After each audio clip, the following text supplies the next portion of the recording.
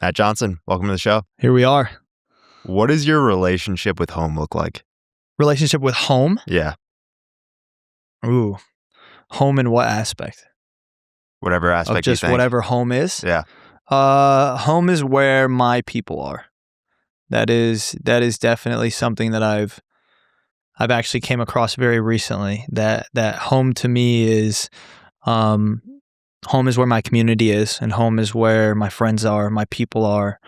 Just kind of like how we talked, right? Like over the last 9 months, I've, lived about an hour outside of Austin. And in that process, I think I really did find out what home meant to me. And it's not where you live, how big your house is. It's where your people are. I was so isolated from everybody for, 8 to 9 months. That home kind of just recently took on a new meaning to me. If that's something that's pretty new to you, what did it originally look like? Yeah, I think that, the biggest thing for me, that I've battled is, growing up so poor. I was born and taken back to a double wide trailer and, had a single mom and, joined the military, was in the military, lived in a 1-bedroom apartment, bought a small house. I made $3-4 grand a month while I was in the military. And then, with my success that I've seen since, 2023, I had a lot of money coming in. And, to me, it was really cool because I had money for the first time. It was like, man, like I want the nice things, right? Like I want the nice cars and I want the nice house and I want the big house. And so I chased that for a little bit, kind of in, 24, 25. And, as I started chasing that, I really felt like, when we did move out to Georgetown, the suburbs of Austin, we moved into like a $1.4 million house up there and, sitting on an acre of land and massive pool and fenced in yard and all the fun things. And, the happiness wasn't there because, we didn't see our friends. And, obviously the funny thing is if you know anybody in Austin, everyone hates to travel anywhere. So, we didn't see our friends a lot. And, I felt like that was God. I'm huge in my faith. And I felt like that was God, kind of moving me out there to really kind of realize, what home was and that it was, it was the people. It wasn't the materialistic items that you have. Going back to that original home, that first life of yours where, growing up in that trailer. Yeah. You weren't the first one who wanted to leave that life or had the idea to leave that life. What do you think Austin Clark saw in you? Well, you did your research, huh? That's a good one. I don't know, just a kid that was motivated, and yeah, I mean, I lived at that time when I was working at Weiler in small town Knoxville, Iowa, and I lived in, actually it was, now as an adult, it was a double wide trailer. So my mom had rented out this property for like 4 years. And by the way, rented out this property, this was a double wide trailer, it was $400 a month. Like that was how much it cost. And I mean, 'cause we're small, rural Iowa. And when I left for the military, when I came back, my mom had bought a house and she's like, hey, like I'm going to move out. We've rented this property for years now. She's like, the owner said that you could, take it over if you want it. I'm like, cool. So I had 3 of my buddies move in. We're all paying $100 a month. And I joined the military to get skills because I didn't go to college. Like my idea was I'm going to go to the military. I'm going to get some skills I can use in real life and I'm going to come back and I'm going to use those skills. But I came back and I just settled for complacency and I went into a factory and, started working in the factory. And yeah, Austin Clark was one of my very first ever bosses, right? Like in the workforce. And he came up to me one day and he's just like, you don't belong here. He goes, I've been here for almost 20 years. He's like, you don't belong here. He's like, you need to get out of here. Like I was sandblasting metal parts. That was my job, literally all day long. Like metal parts would come in, I'd put them in the sandblaster, we'd sandblast them, they'd go get painted. And I was making like $12 an hour. So I think, what he saw in me was, someone who was motivated and that was just in the wrong place because of complacency. And, early on in my younger life, like even when I got in the military, like I always just settled for the easy road, and I always just settled for like, what's easy? Like, oh, okay, I can go work at the factory and make $12 an hour. I mean, that was what, 2015? I'm like, cool. Like I can go buy, I went and bought a car. I bought like a Chevy Cruze, like a 2008 Chevy Cruze. And I thought I was balling, and, yeah, but what I think that he saw in me was just, someone who was motivated and I think he saw someone who was capable of more things.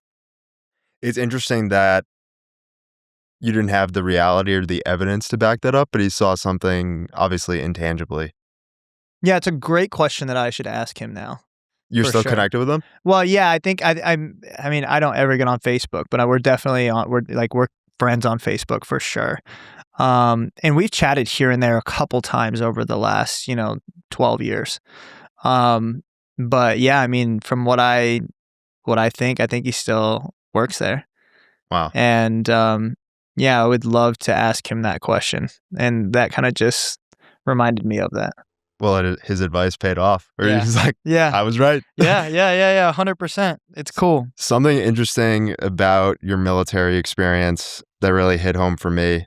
I mean, you have a really interesting relationship with pain, and it comes within the endurance and the physical sports space, but it goes back to the military. You had a chronic back pain injury Yeah. and dealt with a lot of chronic back pain. Yeah. That was something that I dealt with for a while, and Yeah. it ended up being one of the best things that ever happened to me. Curious to know what it was like navigating that.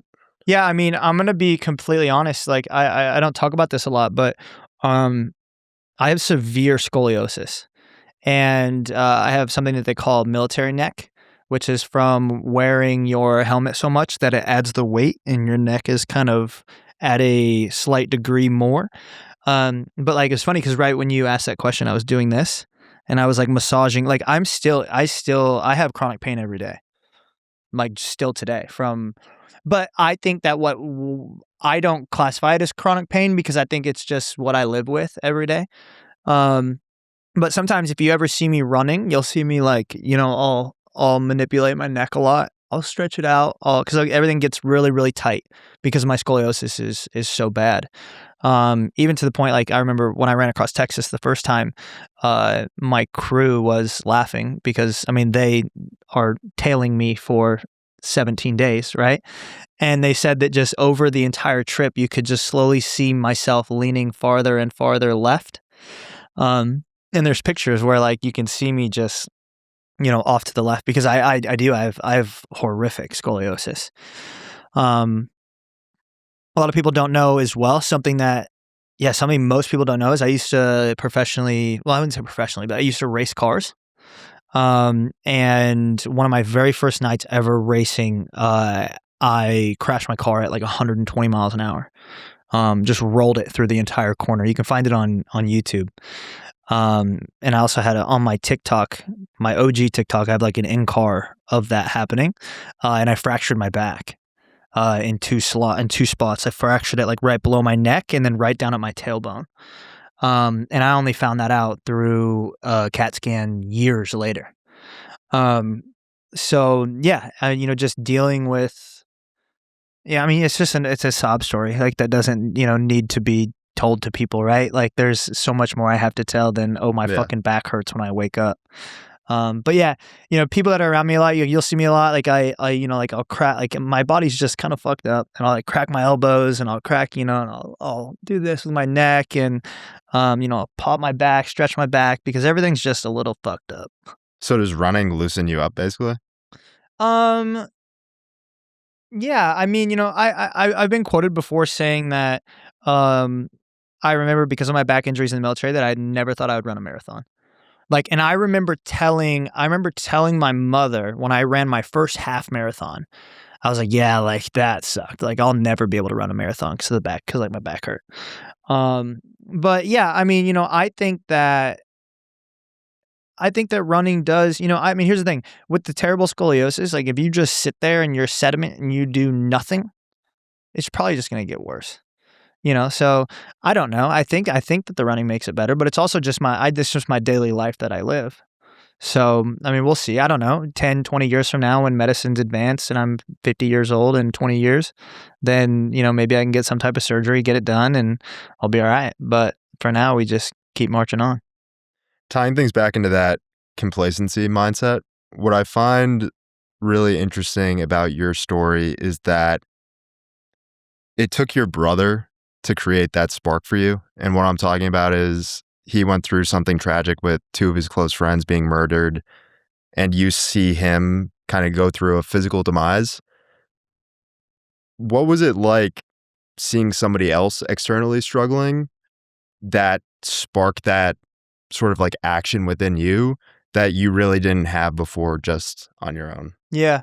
I mean, something for me, especially with my family, is we like growing up, like, everyone knows, like I grew up with a single mom. And my mom would take me, my mom would work two jobs. She would take me to my grandparents. My grandparents would watch me. My mom would then pick me up after the other job, take me to my aunt and uncle's house. They would watch me. She would go to the other job. And then, my 8 years later, when I was 8 years old, my little brother came along, right? And then it was like my mom was working a different job and I was watching my brother. And then we went through a period, like my brother and I went through a period of, abuse through my mom's ex-husband, and, kind of bonded through that, where like I had to take care of him, because my mom was gone and she didn't know what was going on. And then, all that came to light, and that's a whole nother segment. But for me, family is everything. And relationships and loyalty to those people that are there for you is everything. And, seeing him completely broken was going to break me. And, we like at that time, like I was married, I was full time in the military. I lived about an hour north of where they lived. You know, and I just sat there one day and I have to do something. And I think it was like to help my mom, because I saw my mom struggling because he was locking himself in his bedroom, trying to deal with this depression, playing video games all day, gained 100 pounds, like just was going through it. And I'm like, man, like how can I help him virtually, right? Like before virtually was a thing, because Yeah. this is like pre-COVID, and I'm like, what can I do? And it was the idea of like, okay, like self-help books. It's like, all right, like let's read a book together and then we'll talk about it. And I've never read a fucking book in my life, Why like do you think that's where your mind went? I don't know. I don't. Maybe because at that point I had just started training, like I just started running for the first time, and I was listening to YouTube videos. I was dabbling in Audible because my mom had an Audible account, and she's like, I still don't understand how Audible works, but she's like, she had credits or something that she would get monthly. And so she's like, oh, like you can use my credits on the Audible account. So I was just listening to things. And like I said, like I'm not a good reader or a writer. Like I can speak, I can talk, but when it comes to, I grew up medicated for ADHD and ADD from the time that I was in second grade until I left for the military. When I left for the military, I should probably still be medicated today. When I left for the military, because back then, like they didn't really check you for stuff. It was just like my recruiter's like, hey, like you just need to dump it out before you leave. Literally the day before I left for the military, I dumped my pills in the garbage and never took them again. And so, but with that being said, I don't read. I have to listen. I have to hear it, and I have to be doing something in order for it to lock in. And so I think it was a little bit of that. I think it was like the the ADHD and the being able to run and being able to have an outlet where I was able to pack in that information. And for me, it was like, okay, if I can do this, then maybe like somebody else can do it as well. Let alone my brother. I think like that was kind of how that came about. But I'm really not sure. A godsend? I don't know. I That's don't know. interesting. That's really interesting. Because then I would do it. I still remember the time where my brother texted me when he read the first chapter, because I was like, holy fuck, like I can't believe that he actually did that. I was out raking leaves in the yard. It was like fall time in the Midwest and the leaves were falling. And I was raking leaves in the yard. I was listening to the book to Can't Hurt Me by David Goggins was the book. And I've probably listened to that book. I mean, I'm not even joking, probably over 50 times, start to finish. And he texted me, and I remember right where I was, and I'm like, holy shit, like he's reading the book. And, I don't know, he probably made it 3 chapters and then gave up, but That's such a fascinating symbiotic relationship where running helped you to read and reading helped you to run, especially in those very early days of your running journey. I yeah. mean, what did those beginning running days look like? Yeah, so, it all kinda started, it would have been fall of 2020. And, you know, I got into listening to this book because Devontae and Malachi, the 2 boys that were killed, where I have both their names tattooed on my legs right here, and they were murdered in January of 2020. And Marcus went through that entire depression in the summer, and then I found out that he didn't go back to school in August. And I found that out in November. And I was like fucking heated. Like I couldn't believe that my mom let that happen. Like I was mad at her. And so that's the timeline for when the book came about. But at that time, I just started dabbling into fitness. Like what I would do is I would go to the gym and I would watch people work out, do, let's just say, a tricep curl. And I would watch them from across the gym, and then when they were done, I would go do it. And then I would watch someone bench press, and then when they were done, I would go over there and I would do it. Like I didn't have anyone to teach me. I didn't watch any videos. I just would go to the gym and I just watch people and I would copy them. So then it was like music, hype up, and then I was like, okay.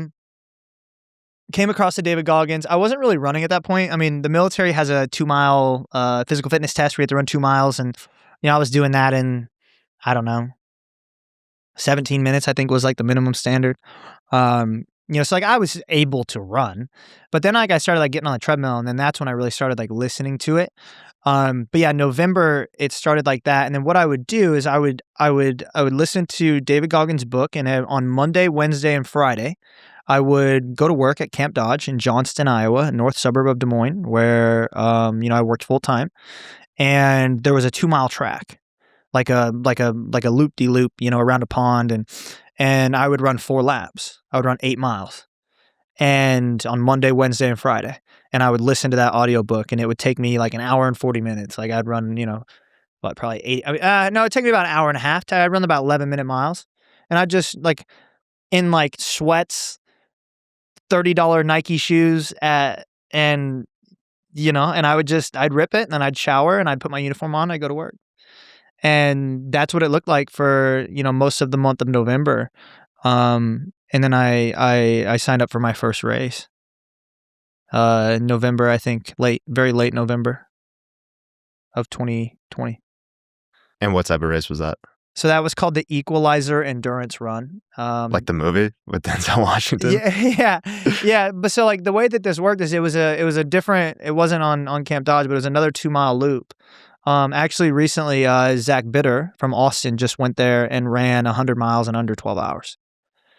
On that same course, which is really cool because he's my coach. Isn't that crazy? Yeah. That like, wow, he's my coach now, and that's a divine moment, and one of my friends, and which he told me he found out about the Equalizer from listening. I think I talked to him about it on his podcast one time, and that's why he went and ran it. Anyways, I went out there, no freaking idea what the hell I was doing, and it was a 6-hour endurance run, and I ran 23 miles, and I literally couldn't walk, and I quit. Like I was done. I probably made like 4.5 hours of just running, and I made it 23 miles. That was the longest I ever did. Did a half marathon, because then I was like, a week later, then I was like, that whole week I couldn't even walk, and I was fucked. And I was listening to Goggins, and I'm like, holy shit, like I'm that guy. I'm like, I ran 23 miles, like I'm the best, I'm the greatest. And I went and I ran a half marathon, and I finished it, but I ended up like hurting my foot, and I took like that. By that point, I was like, this is so cool. I was like, I ran 23, and then I ran a half marathon, and then I think I took like December, January, February off, and I don't think I ran again until March. But coming back March of 21, I won the Des Moines half marathon. That was my first race back, and I ran a 1:20. Wow. just off of no coaching, no training, which I think is like a 6:05 pace. And then we moved to Virginia. And that was when it really all started like really picking up, where I just started hammering 70, 80 miles a week for months. So then That's sorry, I gave you a lot there. That's great. I mean, it's great seeing Yeah. that. I think that's important to be able to see that progression. Yeah. Like you weren't just Yeah. a beast. No. I did not start running like late 2020 is when I started running. And my first like race was January of 2022 in Austin, Texas, the BPN marathon. Yeah, that's the one that I want to talk about. Yeah. Because first marathon, you still really don't have that much of an idea of how to train and run. How does somebody run sub 3 hours in their first marathon? Yeah. I ran sub 3 and I walked, by the way. Like, I don't know, but that was a very pivotal moment for me. Went down to, I got in like it was like a golden ticket, right? Like I don't know how familiar you are with it, but like BPN launched, and so Nick ran the marathon, dropped a YouTube video, and then like November of 2021, he's like, "Hey, we're gonna run it in January. We have 250 tickets. We're launching at 5 p.m. Central Time. Get in, buy your ticket, and go." So I had my wife, my brother, Marcus, who lived out there in Virginia with us at that time, who was doing much better, went, got his high school diploma, and he was out like working at Domino's. He wanted to move because I got stationed in Virginia. So he wanted to move out there and kind of get away from Iowa for a little bit. And I had all three of us were on there trying to buy a ticket. And sure enough, I got the ticket. And, I flew down to Austin in January of 22, showed up at the BPN marathon, had no idea what I was doing. I don't even know if I took in any nutrition that entire race. But I called my shot during the first BPN marathon. I called my shot. I stood in line for 2 hours to meet Nick Bear in his gym, and I shook his hand and he said, "What are you running tomorrow?" And I said, sub 3. And he chuckled and he goes, "By how much?" And I said 2:59:59. The next day I ran 2:59:52.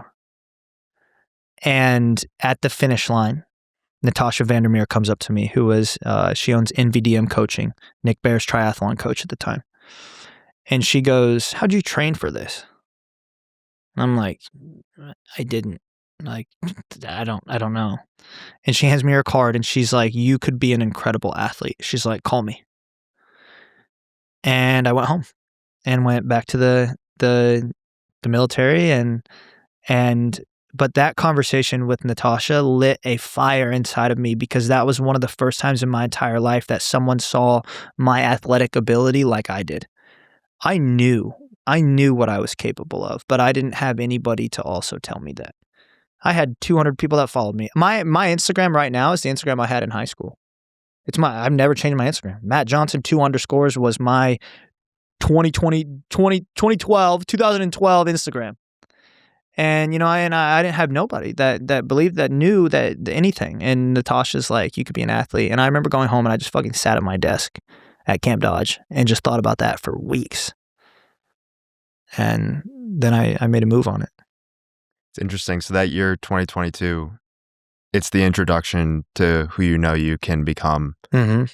But it also seems like it was the deconstruction of your present self. Yeah. Yeah, it was a deconstruction of everything. Everything in my life was broken down in 2022 in order for me to rebuild in 23. And, a quick rundown of that was, my marriage was falling apart. I was a piece of shit human being. All I cared about was fitness and training, because I just knew I had something in me and I knew I had to do it right now. And, even to the point where I tell this story all the time, I told my mom, I was like, "I'm going to do this full time." And I had, like I said, I made $3,000 a month in the military. Like I had no money. Natasha at that time, the coaching was $350 a month. I was maybe netting in my account $300 after I paid all my bills. I didn't have any money to do that. And I went to my mom and I said, My mom, who, by the way, has no money, who has never had any money, who has never once, she worked as a medical aide at a hospital, had never once made over $20 an hour. So I just want to throw it, my mom has nothing and never had a new car, has never had anything nice. And she had just sold her house, that house that she had bought. Remember, when I said, yeah. And she was staying at our house, and I was like, I'm going to do this full time. And I was like, but I need I need help trying to figure out how I'm going to pay for it. I needed her advice. And she goes, what are you going to do? And I was like, I'm going to do an Ironman. I'm like, but I need to pay for coaching. I need to get a bike. I need to do all this. And she goes, I made $10,000 off of my house. She goes, I'm going to give it to you. And you are going to go do this, and then you're going to give it back to me. And I said, done deal. And actually, today, right now, the way that I'm giving that back to her, we're in a deal right now. I'm going to buy her car today. Wow. And, it's been how many years? That was 22. 4 years later, I'm going to finally be able to pay her back. And she took that. It takes one fucking person to believe in you, right? I mean, it takes 3 to really turn it around, right? Like Natasha believing in me, and my mom believing in me, and everyone, most of the people around me saw it. And yeah, I took that money. I bought a bike. I put the coaching on credit cards, and I was like, let's rip. And that entire year, I trained and trained and trained, and everything in my life fell apart, but everything that was supposed to fall apart to lead me to where I am today. Like my wife and I at the time, we got married so young, and we were, she wanted one thing and I wanted another. I even told her, I was like, I want to move to Austin. She's like, I don't want to move to Austin. And, it was just constant fighting. And, I went through 2022. I did Ironman Des Moines, and then I did a 50K trail race down in Arkansas that I won. I was traveling to race because I was like, dude, I'm going to do it. I was doing the same thing I did in the gym, but on Instagram. I was watching how these influencers moved and how they, showed themselves and what they did. And I just would emulate that. And I would do what they did. And the following slowly started to grow. It's like 2,000, 4,000, 8,000, 10,000, 12,000. And, did Ironman Texas, ran 40 miles did Ironman Des Moines, ran 40 miles with the American flag, ran the 50K race that I won and set the course record at. Got into Leadville, had no business going to Leadville, DNF'd that Leadville race. Everybody knows that story.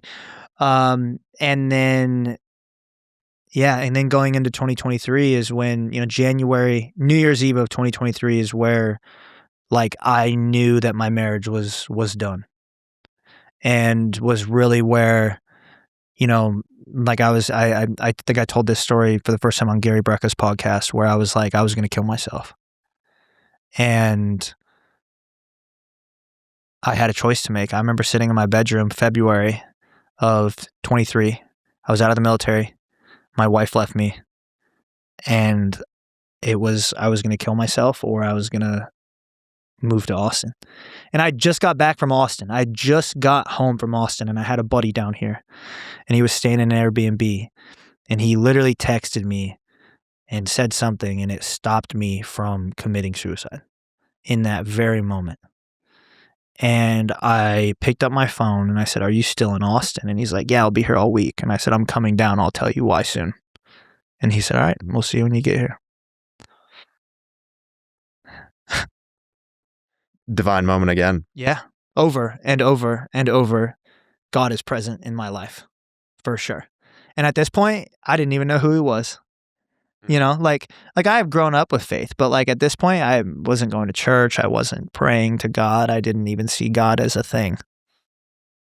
You've said that you feel like you are blessed by God, and obviously you're saying you didn't have that relationship with faith earlier in your life. Did you feel like you had an opposite relationship? Did you feel like, was it God wasn't in your life, or was it even going further of God has Yeah, punished. no, I don't ever like there was no resentment towards, my faith. My faith was always there. Like I have so many Christian tattoos that I got when I was 18. I you know, Let go, let God. yeah, 100%. Like and I literally blacked out the arm and I Wow. would not I couldn't go over it. Like I couldn't let that one go. That was one of my OG tattoos. Wow. And and yeah, the lady's like, I want it. And she's like, oh, it doesn't look good. And I was like, I don't care what you like. I'm not blacking over that.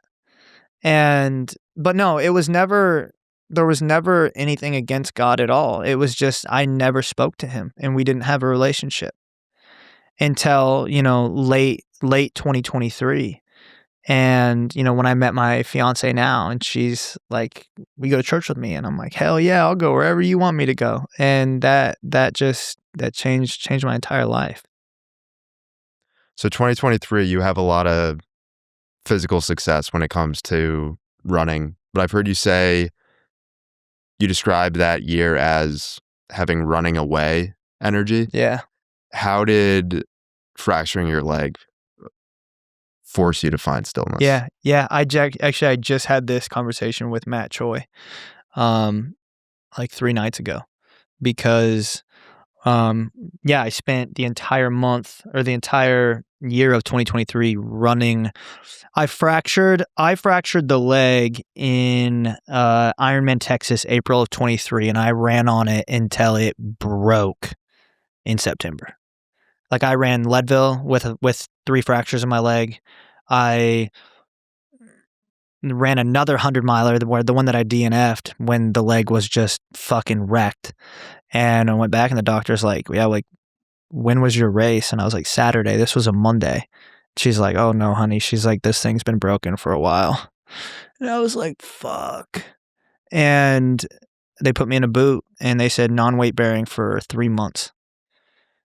And I went home and I just sat there and I cried and cried and cried and cried because my entire identity was in Instagram running. Like that's all I posted about was running, running, running. And now my idol, like I idolized running. My idol was ripped away from me. And in that moment, I had to, I had this conversation with Matt Choi. I met with him and I'm like, because I've always looked up to him as a creator and I'm like, yo, what do I do? Like all of my content's about running. He's like, you just need to tell stories, bro.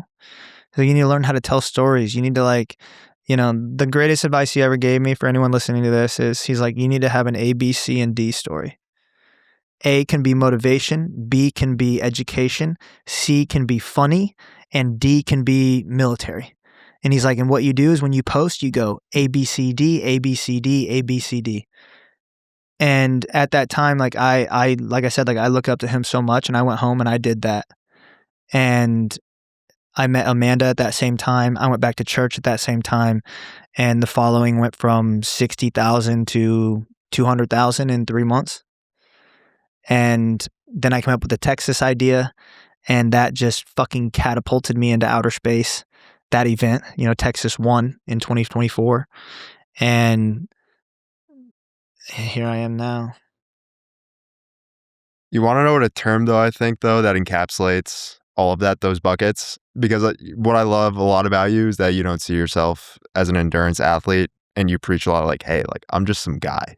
Like, Yeah, I had, well, yeah, you tell me. And then I just had this conversation with this person on Instagram that was like shitting on me the other day.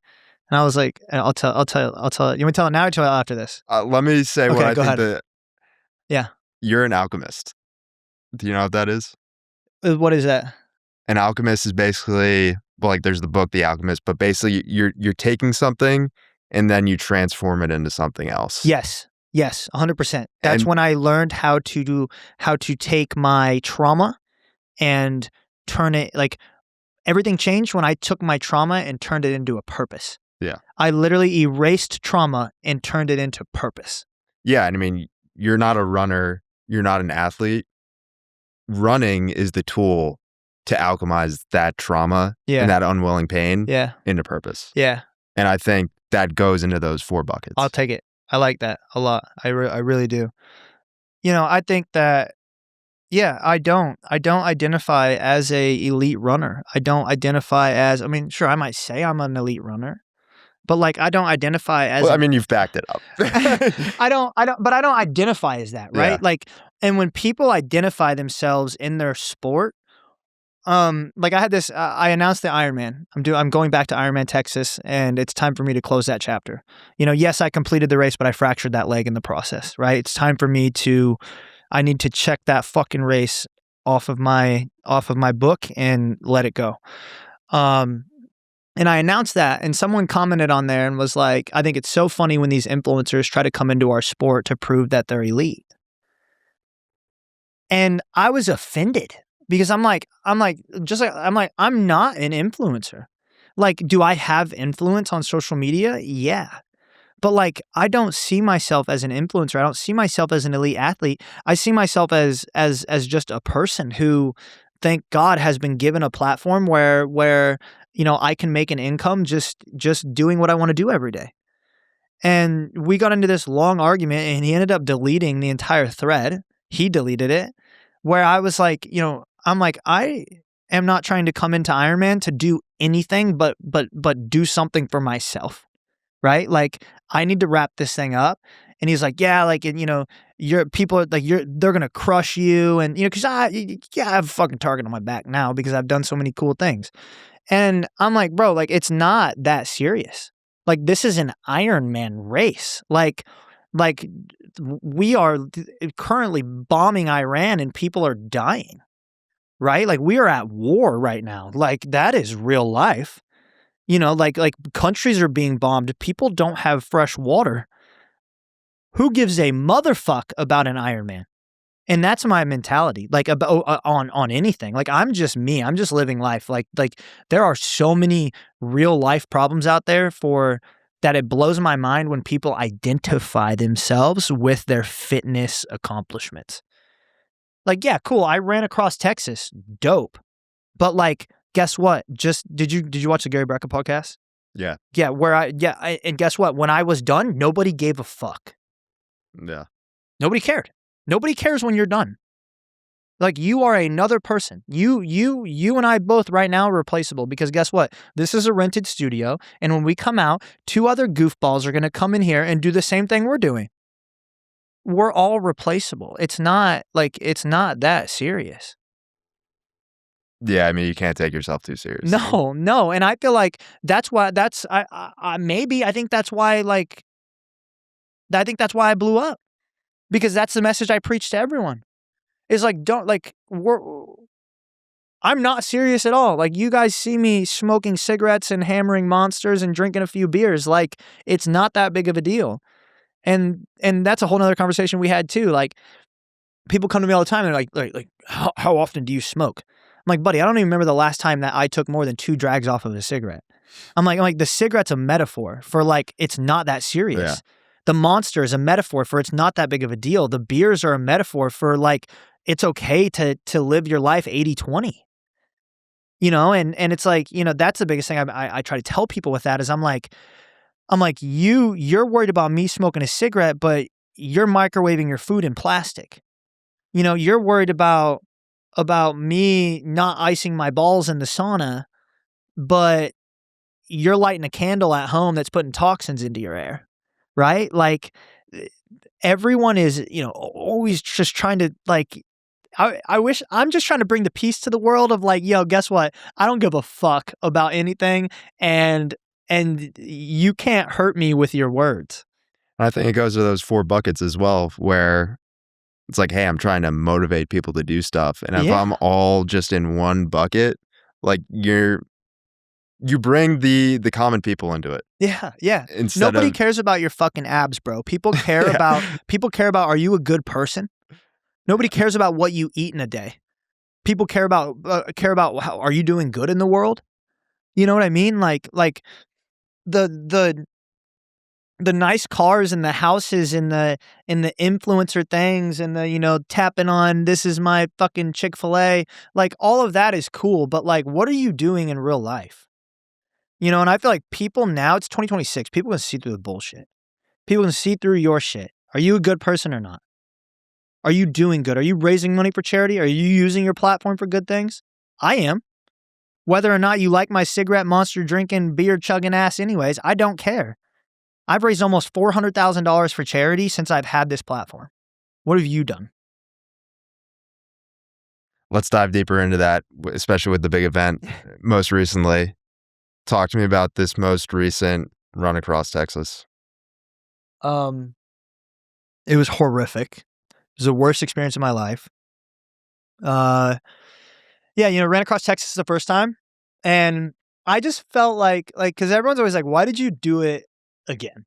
like, they're like, not only did you like go and do this crazy thing once, literally 3 months after you were done, you're like, "Hey, guess what? We're running it back." And the answer of that is because I felt like we were like the most unprepared bad news bears fucking mangled team of people that like the only point of that run was, yes, to raise money for Valor Fit, but it was to just run across Texas. There was no story. There was no thing attached to it. It was like, okay, like I have to do this to prove. And because I'm going to be honest, like I knew who I was at that moment and I had to prove to everybody else who I was. I needed to run across Texas the first time to prove to everybody like, yo, I am who I say I am. And I'll be the first person to admit that. Everything after that, I don't need to prove shit no more at all to anybody. But when we had to run it back, I didn't raise enough money for charity.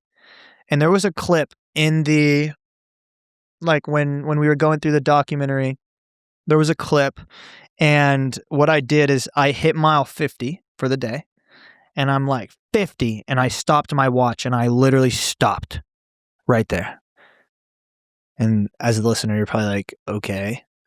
But like to me in that moment, I'm like, I had my mindset on the bare minimum, right? Like I didn't take another step from that point. 50, mark, draw, I'm going to bed.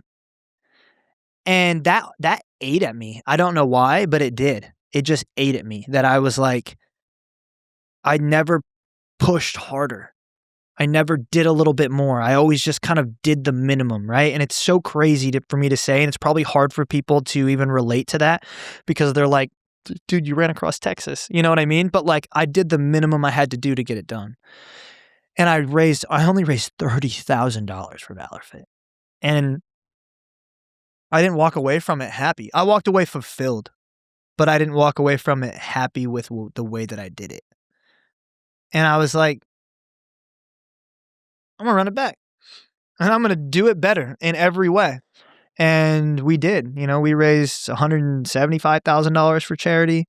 I went through the worst pain of my entire life and I had to push through that for almost 16 days. I ruptured my Achilles. Like I had a micro tear in my Achilles on day 3. And I had to battle through that for over 2 weeks. And every day was misery. And that's exactly what I asked for, was to not do the minimum. And God gave me exactly what I asked for. And I'm so grateful. Because as soon as that event was done, I don't know, I feel so free. Like I can do whatever I want. Matt Johnson is who Matt Johnson says he is. And everybody knows it. And you had never felt that freedom before in your life? No, I always felt like I had something. I felt like I hit all aspects. I don't have to prove to myself who I am anymore because I've already done that. I don't have to prove who I am to everybody else because they already know my name. I mean this humbly, but like if you are within the fitness space, you know my name. You know what I've done. And no one can ever take that from me. But I know my name and I know who I am as well. And that's all that matters. And now that I know that for the first time in my life, I have proved to myself who the fuck I am. I have nothing else to give. Everything's fun now. Like right now, I'm having a blast. I'm training. I'm running fast. I'm, going to Good Pain and working out with my friends. Good Pain's just like little track workout down in Austin. There's like 85 people there.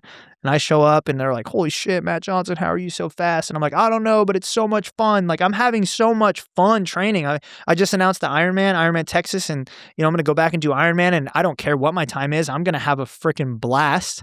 Like, I'm so excited to do that. And then we got the White House event coming up, and then I'm done for the year. And I'm done for the year in July. Brother, I have not had a summer in 2 years. Like, you know what I mean? Like, I am ecstatic. Life is so good. And it's a blessing, man. Something you've shared about yourself is that when you were a kid, you would make stuff up a lot about, stuff Everything. that you would do to Yeah, make yourself look better and cooler. I was a pathological liar. And that accountability is a trait that you really wanted to embody. When it comes to events like these, where you're out there's no like officials or like a rule book. What are like the rules or the guidelines that you have to follow to document everything so that people know you did do this? Yeah. Well, the cool thing is now is that traditionally you can't manipulate data. It is becoming easier to do, and there are people within the space that are doing it.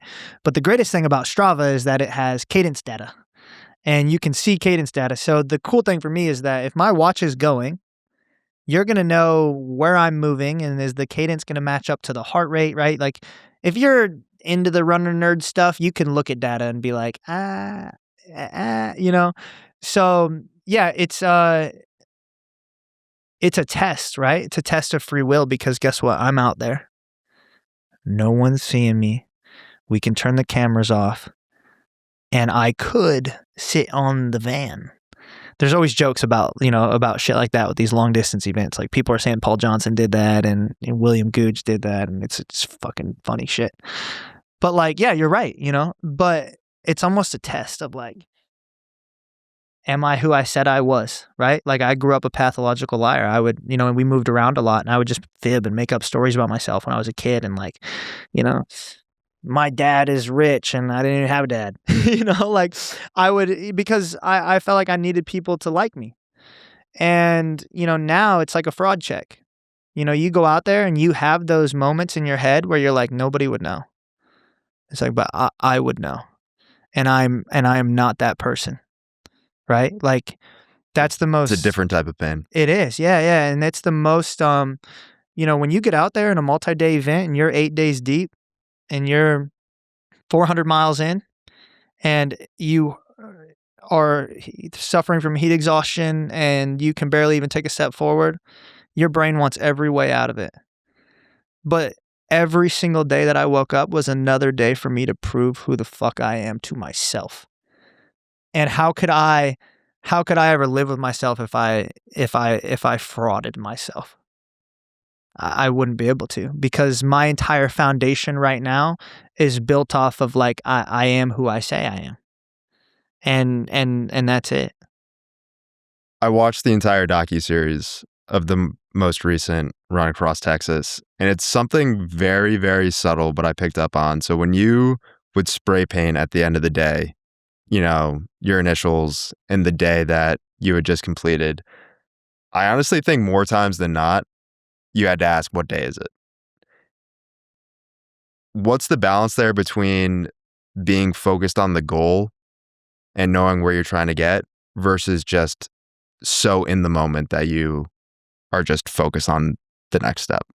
Yeah, I think that the big thing for me is that, I couldn't look at it as days.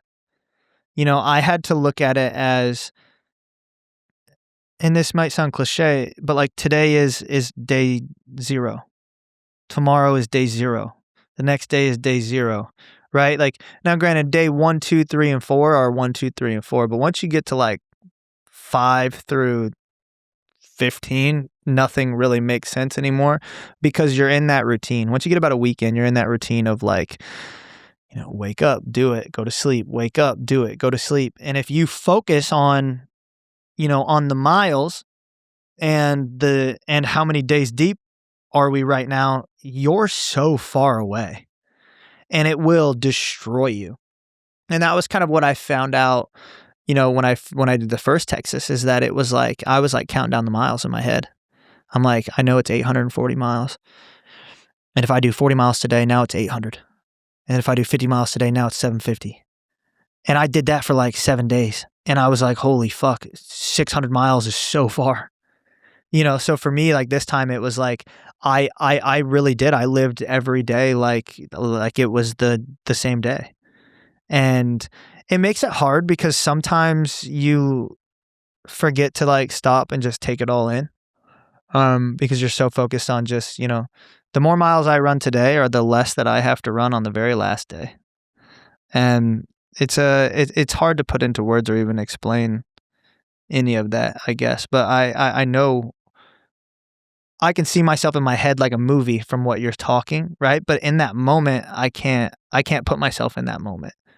If that makes sense. Like I think there was just so much going on that must have just been a thing that I did, Do you replay any scenes a lot in your head from that? From the Texas run. Yeah. Yeah. Yeah, there's a couple key scenes in my head. Like, day one when we started, we were on this long highway and we were coming out of like these wheat fields in Oklahoma. And the wind, it was like 25, 30 mile an hour winds. And there was like when you blow a dandelion? Yeah. The air was just dandelions everywhere. And these trucks kept going by that had grain in the back of them. And it was so windy that the grain was blowing everywhere. So I felt like I was running through like a sandstorm. Like, and I had a buff like covering my mouth and it was crazy. Then there's another one. You probably saw the shot of me like running next to the train. Yeah. We saw the train. We literally stopped to get that shot because it was so cool, like running next to a train. Then we stopped at Whataburger when we got down into San Antonio. Or not Whataburger, P. Terry's. Shout out P. Terry, Patrick Terry, the homie. Patrick Terry. He was like, yo, stop at my restaurant. I was supposed to meet him, and I didn't get to meet him. But they were so supportive, and they gave the whole team burgers and fries and all of that. We all absolutely felt like dog shit after we ate them because we were not used to that type of food. Yeah, like P. Terry's. And then when I saw the horse, that was incredible. The horse became to me became like a sign from God of like, which is crazy because now I found out it's the year of the horse. Yeah. And, I always say the horse, you guys can go find this. This is such a long story. Go find it on Red Rock's podcast. I believe that like I saw this horse and I touched it and it healed my Achilles. If you're interested in that, Red Rocks podcast, the horse, and then the very key, the most key moment was the last sunset, and I was able to. It kind of actually just gave me goosebumps. I was just able to, for the first time in my life, like I just slowed down and I remember looking and I was like, this is the last time that I'll ever do this. Like I'm never gonna run across Texas again. I will not. I don't want to. It destroyed my body. And I just remember looking at this sunset and I'm like, this is it. Like, cause tomorrow I'll wake up and the only thing we're going to be thinking about is that finish line that's 30 miles away. And I took a picture and then I moved on. But I just remember in that moment, I was like, I did it again. And it was just kind of a very clarity moment for me. And I think it was the second to last day in the video. It was the video where you were like, no film crew today. I just want to talk straight to you. And you said, God is calling me to learn how to slow life down a little bit. What's that mean to you? To not have to do things. To not feel like I get caught in this cycle, and I've talked to friends about this too. Maybe you'll even understand. I see people on Instagram that aren't doing things, right? That aren't training for events and destroying their bodies. And I'm like, man, like I'm jealous. Like I wish I could just go kick back by the pool and do those cool things. And then I get to that point where I'm kicked back by the pool and I'm like, and then I see my friends training for 50s and 100s and I'm like, damn, like I wish I could, be training for that right now. And it's this circle of emotions that, but yeah, the saying was, and I talked to Amanda about this, is I'm like, I feel like God's calling me to enjoy the mundane, to enjoy the peace, to enjoy the fruits of my labor that I have, I have been going nonstop since 2023, 2020, I guess, and here's the thing. I'm going to be completely honest right now. If with the White House run, and we're announcing that publicly on social media next week, with the White House run, if it was not the White House, I would not have done it. But I told Amanda, I'm like, how would I ever be able to tell my kids, like, oh yeah, your dad was going to run to the White House, but then he said no. Like, no way, But I was set, and like I wasn't going to do it. I wasn't going to do another big run. I was done. And honestly, truly, this White House one might be my last on the road multi-day event. I might do a 200, but like I need some time to just be me and learn who I am outside of training and fitness and all of that. Like the Ironman's fun, right? Because I don't really have to, like, what it took for me to train to run across Texas was 6 hours a day of full commitment to training. 7 days a week, 42 hours a week of putting my body through shit. And that's something that I don't ever want to do, because the way that I feel now, like feel physically, is incredible. And I'm just running, 50 to 70 miles a week. And I say just running, but like that is so normal to my body. I was running 150 miles a week training for Texas, and 350 miles a week during the 36 days of the total Texas traverse. And yeah, I don't need to do anything. Do you know who James Lawrence is? Yes. So I had him on the show a while back. For people who don't know him, 100 Ironmans in 100 straight days. Yeah. 101. Yeah, 101, exactly. Yeah, 101 and 101. The fascinating about him is that he said that the recovery was the thing that was harder than actually doing it. I think he said it like to feel like he fully recovered took like 2 years. He said he just like couldn't get back to parasympathetic. Yeah. After running that, especially doing like these big events, what's it like getting back to equilibrium? Yeah. For me, to be completely transparent, I have all the data to back it up with Whoop as well. Like my recovery is a superpower. Like I had, during the entire Texas event, I had 2 red recoveries, and I had like 15 greens and 3 yellows. Green is like green is great, red is terrible, yellow is medium. And that's my superpower, is being able to recover. Texas 1 fucked me up when I was done. Like I was having, blood sugar issues, re-regulating my blood sugar because I was eating 2,000 carbs a day. And then I came home, and anytime I would eat a carb, my insulin would dump and I would crash. I would get dizzy. But post Texas this time, I finished Texas on Friday night, and I ran on Monday morning. I went for a little 5K. I watched the sunrise, and it was the most beautiful thing in the world. And I remember telling Amanda, I was like, I'm not going to run for months after this. And I drove to church on Sunday morning after I finished, and I was watching the sunrise, and I was like, I am born to run. Like running is who I am. And I craved, there's something about watching the sunrise when you're out on the side of a highway, not out your window when you're driving to work, not out your bedroom window when you're waking up, but being out in the world and watching the sunrise from the middle of a field is incredible. And I craved that. And I woke up early and I went for a run and I watched the sunrise. And yeah, I think I ran 30 miles the week after Texas, and then ran 50, and I've been running 50 to 70 ever since. It's just who I am. It's what I love to do. My body craves it. Dude, I think I know what your next event should be. What's that? I think you should write a book. Yeah. I think that's the thing that'll continue to give you that stimulation, but do it in a intellectual way. Yeah, yeah. I've actually, I have a friend that has wrote 5 or 6 of his own books, and I've talked to him about helping me do that. I mean, that'll Um, be full circle. yeah, yeah, yeah. I agree. I agree 100%. I think it'd be an incredible thing. It'd be very hard for me to do as well. That's exactly why. Um, yeah, but I like that.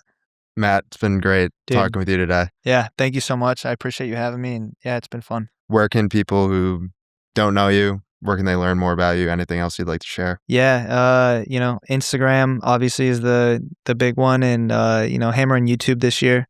We're doing a video every single week. So find me on YouTube, find me on Instagram, Google my name. I guess you can find all the articles there. Yeah, I'm just a dude that does some things. The Alchemist. Yeah, Awesome. Great cool. talking with you. Thank you.